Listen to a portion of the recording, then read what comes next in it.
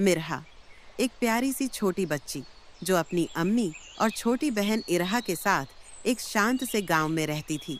एक रात अम्मी बीमार हो गईं। उन्होंने कहा, मिरहा, आज रात इरहा का ध्यान रखना बेटा। मिरहा ने धीरे से कहा, अम्मी, मैं वादा करती हूँ। उस रात तेज तूफान आया, चारों ओर अंधेरा छा गया और इरहा डर कर रोने लगी। मिरहा ने उसे गले से लगाया और धीरे धीरे पढ़ना शुरू किया, अल्लाह, उसके सिवा कोई माबूद नहीं, वही जिंदा है और सबको संभालने वाला है।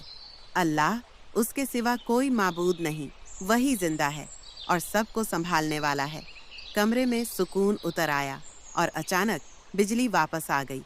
अम्मी दरवाजे पर खड़ी थीं, आंखों में आंसू थे और चेहरे पर गर्व।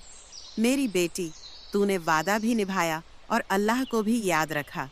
मिरहा मुस्कुराई। जब अल्लाह साथ होता है तो अंधेरे भी रोशनी बन जाते हैं। ये कहानी उन लोगों के लिए है जो वादे निभाते हैं और अल्लाह पर यकीन रखते हैं। मिरहा की सबसे पसंदीदा दुआ आयतुल कुर्सी है। जब आपको डर लगता है तो आप कौन सी दुआ पढ़ते हैं? कमेंट में ज़रूर बताएं।